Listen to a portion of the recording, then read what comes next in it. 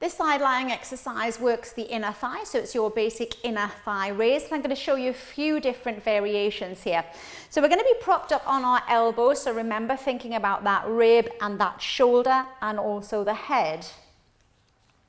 Of course, it can be done side lying on the outstretched arm as well. Now we're going to straighten both legs. And then I'm going to bring this top leg up so that the leg is in external rotation and my big toe is pointing towards the other knee.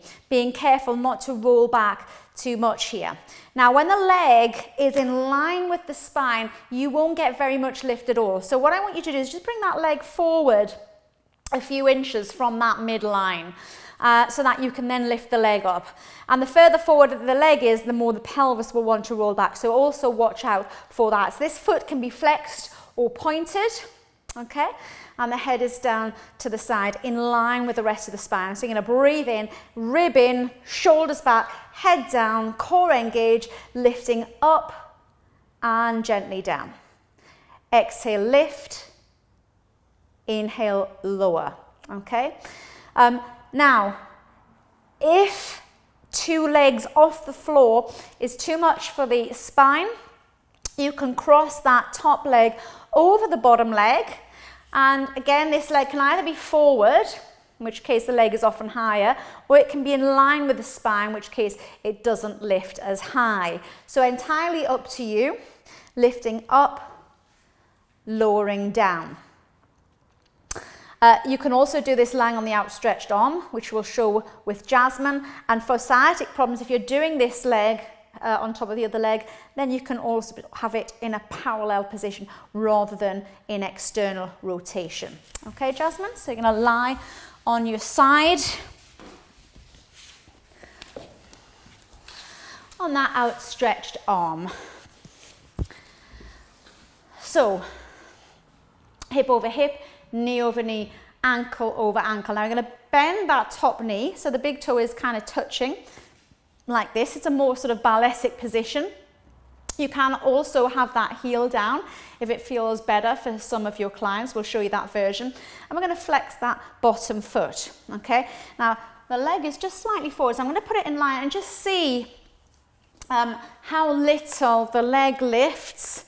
Exhale, lift it up when the leg is in line. Okay, so it's just a few inches there. Now bring that leg forward a few inches and then lift up here.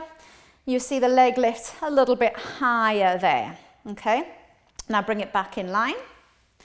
So if somebody is not good at holding themselves up, core and scapular stability, this is the version for them, lying on that outstretched arm. But let's try that toe coming off and the leg just slightly in front. That's enough. And breathing in, exhaling, lifting up. Inhale all the way down. Exhale, lifting up. Inhale all the way down. Then, of course, we've got end range movement, haven't we? So up an inch, down an inch, up an inch, down an inch, up an inch, down an inch, and hold. And we could just hold this position. We could then just bring this knee, keep the leg up, so it mustn't lower down. We could then bring this leg to a parallel position and turn it back out. That could be the little bit of spice because this leg is in that static hold, not moving. Lovely. And release. Now, same variation with this leg crossed over. Now, this leg can be sort of in either here, but you've got to watch if that knee is on the floor that the pelvis hasn't rolled forward, otherwise the knee is off the floor. And you can also put like some cushions or a little ball under there to hold that leg steady. And then we're lifting that top leg. That's it. All the way up, all the way down.